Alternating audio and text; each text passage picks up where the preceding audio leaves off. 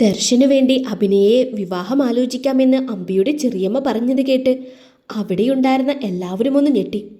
വളരെ ആലോചനയോടെ ശ്രദ്ധിച്ചു മാത്രം ഉത്തരം നൽകേണ്ട ഒരു കാര്യമാണ് അതെന്ന് ഹരിദാസിന് മനസ്സിലായി. ഒരു ത്രാസിന്റെ അപ്പുറവും ഇപ്പുറവുമായി നിൽക്കുന്നത് തൻ്റെ മകളുടെയും മകൻ്റെയും ജീവിതമാണ്. തങ്ങൾ പറയുന്ന ഓരോ വാക്കും ഇവിടെ വളരെ പ്രധാനപ്പെട്ടതാണ്. ഉത്തരം നൽകാനാവാതെ ഹരിദാസ് കുഴഞ്ഞു. അയാൾ മകനെ നോക്കി. അരുതച്ച എന്നൊരു ഭാവമായിരുന്നു അവൻ്റെ മുഖത്ത്.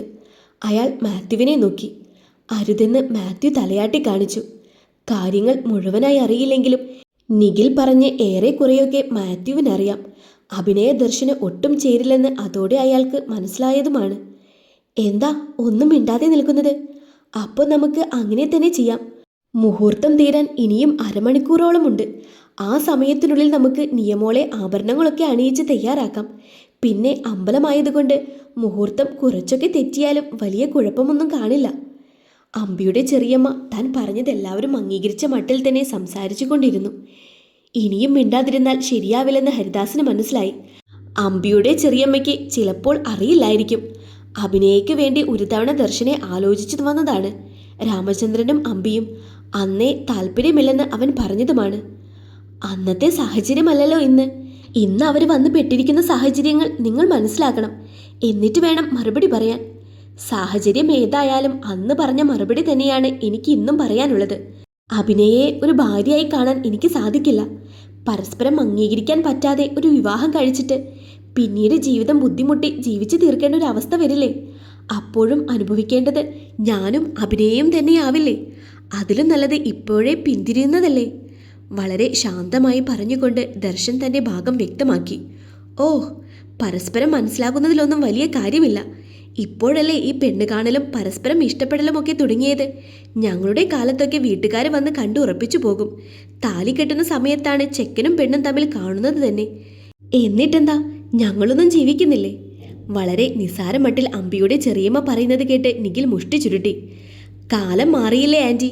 ഇപ്പോൾ അവരവരുടെ ഇഷ്ടത്തിനല്ലേ വിവാഹം നടത്തേണ്ടത്. അവൻ്റെ ഭാഗം അവൻ ക്ലിയറായിട്ട് പറഞ്ഞല്ലോ. അത് മനസ്സിലാക്കി അതിനനുസരിച്ച് പെരുമാറുന്നതല്ലേ മര്യാദ. നിഖിലിൻ്റെ ദേഷ്യഭാവം കണ്ട് അവൻ ചാടിക്കയറി എന്തെങ്കിലും പറയുന്നതിന് മുൻപ് തന്നെ ദേവി കയറി പറഞ്ഞു. അതെ, ദേവി പറഞ്ഞതാ അതിൻ്റെ ശരി. തൽക്കാലം ഇപ്പോൾ നമുക്ക് ദേവിയുടെയും അമ്പിയുടെയും വിവാഹം നടത്താം. അതിനുശേഷം സമാധാനത്തോടെ എല്ലാവർക്കും ഒന്നിച്ചിരുന്ന് അഭിനയയുടെ വിവാഹകാര്യത്തെ പറ്റി ആലോചിക്കാം. അതെന്ത് വർത്താനാ നിങ്ങളീ പറയുന്നത്? നിങ്ങൾക്ക് നിങ്ങളുടെ ദേവിമോളെ പോലെ തന്നെയാ ഞങ്ങൾക്ക് ഞങ്ങളുടെ നിയമോള്. അവളുടെ വിവാഹകാര്യത്തിൽ ഒരു ഉറപ്പില്ലാതെ അമ്പിമോൻ എങ്ങനെയാണ് കല്യാണം കഴിക്കുന്നത്? മാത്രമല്ല, ഇത് ഞങ്ങളുടെ വീട്ടുകാരും ഇവരുടെ വീട്ടുകാരും തമ്മിലുള്ള കാര്യമാണ്. പുറത്തു നിന്നുള്ളവർ അഭിപ്രായം പറയാതിരിക്കുന്നതല്ലേ ശരി. മാത്യു പറഞ്ഞത് ഒട്ടും ഇഷ്ടപ്പെടാത്ത മട്ടിൽ ആ സ്ത്രീ പറഞ്ഞു. ഇത്തവണ മുഷ്ടി ചുരുട്ടിയത് ദർശനാണ്. പറയുന്നത് കൊണ്ട് ഒന്നും തോന്നരുത്. ഞങ്ങൾക്ക് ഞങ്ങളുടെ അച്ഛനോളം തന്നെ സ്ഥാനമുള്ള വ്യക്തിയാണ് മാത്യു അങ്കിൾ. അങ്കിൾ പറയുന്ന കാര്യങ്ങൾ ബഹുമാനത്തോടെ അനുസരിച്ചാണ് ഞങ്ങൾക്ക് ശീലമുള്ളത്. അതുകൊണ്ട് ഞങ്ങളുടെ കുടുംബകാര്യങ്ങൾ ഞങ്ങൾക്ക് പറയാനുള്ള കാര്യങ്ങൾ തന്നെയായിരിക്കും അങ്കിളും പറയുന്നത്. വളരെ ശാന്തനായി ദർശൻ പറഞ്ഞതെങ്കിലും അതിലൊരു താക്കീതുണ്ടെന്ന് എല്ലാവർക്കും മനസ്സിലായി. ഒന്നും വിചാരിക്കണ്ട, സങ്കടം കൊണ്ടാ സുലോചന അങ്ങനെയൊക്കെ പറഞ്ഞത്. അങ്ങനെ പറയുന്നതിനൊപ്പം അവരെ രൂക്ഷമായി ഒന്ന് നോക്കാൻ കൂടി മറന്നില്ല രാമചന്ദ്രൻ. ഇനിയും സംസാരം നീണ്ടുപോയാൽ കാര്യങ്ങൾ വഷളാകുമെന്ന് ഹരിദാസിന് മനസ്സിലായി.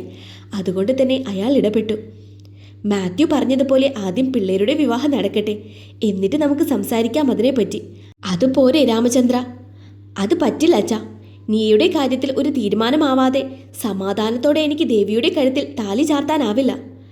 അമ്പിയുടെ ആ മറുപടി ഹരിദാസിനെയും ബാക്കിയുള്ളവരെയും അക്ഷരാർത്ഥത്തിൽ ഞെട്ടിച്ചു കളഞ്ഞു. അതേസമയം രാമചന്ദ്രനും അമ്പിയുടെ ബാക്കി വീട്ടുകാർക്കും ഒരു വിജയിച്ച ഭാവമായിരുന്നു അന്നേരം.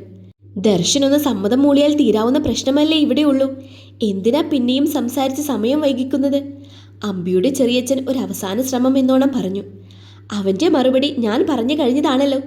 ഇനിയും അതിൽ തന്നെ പിടിച്ചു തൂങ്ങി നിന്നിട്ട് കാര്യമില്ല. നമുക്കൊരു കാര്യം ചെയ്യാം. നിങ്ങളുടെ ബന്ധുക്കളിലും അല്ലെങ്കിൽ ക്ഷണിച്ചു വന്നിട്ടുള്ള ആളുകളിലും ആർക്കെങ്കിലും ഈ വിവാഹത്തിന് താല്പര്യമുണ്ടോ എന്ന് ചോദിച്ചറിയാം. ഒരു വഴി കണ്ടുകിട്ടിയതുപോലെ ഡേവിഡ് പറഞ്ഞു. സത്യത്തിൽ അവൻ്റെ ആ വാക്കുകൾ ദർശനും ഹരിദാസിനും മാത്യുവിനുമെല്ലാം കുറച്ച് സമാധാനം നൽകി. ആ, അത് കൊള്ളാം. നിങ്ങളെ കൊണ്ട് പറ്റില്ല.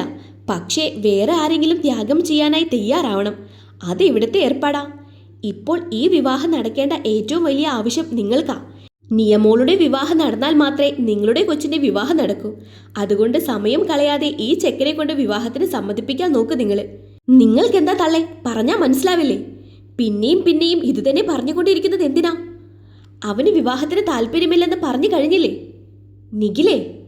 ദേഷ്യം അടക്കാനാവാതെ നിഖിൽ പ്രതികരിച്ചു പോയപ്പോൾ അവനെ തടയാനായി മാത്യു വിളിച്ചു. നിഖിൽ പിന്നോട്ട് തിരിഞ്ഞു, 2 ചുവട് മുന്നോട്ട് വെച്ചു. കൈകൾ കൊണ്ട് മുഖമെല്ലാം തടവി ദേഷ്യമടക്കാൻ ശ്രമിച്ചുകൊണ്ടിരുന്നു. അവൻ പറഞ്ഞ കാര്യങ്ങൾ തന്നെ മറ്റുള്ളവരുടെ മനസ്സിലുണ്ടായിരുന്നതുകൊണ്ട് മാത്യു അല്ലാതെ വേറെ ആരും അവനെ തടഞ്ഞില്ല. അപ്പോഴേക്കും ബഹളം കേട്ട് അമ്പലമുറ്റത്തുണ്ടായിരുന്നവരെല്ലാം അവിടേക്ക് വന്നു. കാര്യം ചോദിച്ചവരോടെല്ലാം വളരെ ചുരുക്കത്തിൽ മാത്യു കാര്യങ്ങൾ അവതരിപ്പിച്ചു. ആമിയും ഉണ്ടായിരുന്നു ആ കൂട്ടത്തിൽ. താൻ ഭയന്നിരുന്ന നിമിഷം വന്നെത്തിയെന്ന് അവൾക്ക് മനസ്സിലായി. ഒരു വലിയ ചതി ഇതിനെല്ലാം പിന്നിലുണ്ടെന്ന് ആദ്യമേ സംശയമുണ്ടായിരുന്നുവെങ്കിലും ഇങ്ങനെയൊരു കാര്യം ഒരിക്കൽ പോലും അവൾ പ്രതീക്ഷിച്ചില്ല. അമ്പിയേട്ടനെ മുന്നിൽ നിർത്തി നീയ ചേച്ചിയുടെ വിവാഹം നടത്താനായിരുന്നു അവരുടെ പദ്ധതി.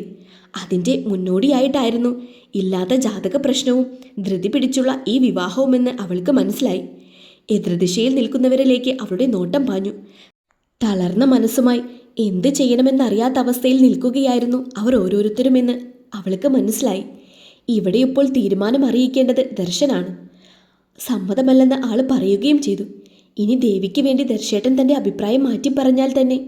ആമി ഒരു നിമിഷം കണ്ണുകൾ അടച്ച് പിടിച്ചു നിന്നു. തൻ്റെ പ്രണയത്തെക്കുറിച്ചായിരുന്നില്ല ആമി അന്നേരം ഓർത്തത്.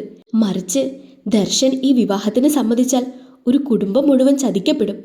എല്ലാം അറിഞ്ഞു വെച്ചുകൊണ്ട് ഇങ്ങനെയൊരു ചതിക്ക് കൂട്ടുനിൽക്കാൻ തന്നെക്കൊണ്ട് സാധിക്കുമോ? ഇനി ആദ്യം പറഞ്ഞ തീരുമാനത്തിൽ തന്നെ അവർ ഉറച്ചു നിൽക്കുകയാണെങ്കിൽ ദർശേട്ടൻ വിവാഹത്തിന് സമ്മതിക്കാത്ത അവസ്ഥയിൽ ദേവിയെ വിവാഹം കഴിക്കാൻ അമ്പിയേട്ടൻ സമ്മതിക്കുമോ? ഇല്ല, അത് 100% ഉറപ്പാണ്. അവളുടെ ചിന്തകൾ പല വഴിക്കും സഞ്ചരിച്ചു കൊണ്ടിരുന്നു. ഈ സമസ്യയ്ക്ക് ഒരു ഉത്തരം കിട്ടാനാവാതെ തളർച്ചയോടെ ആമി വെറും നിലത്തിരുന്നു.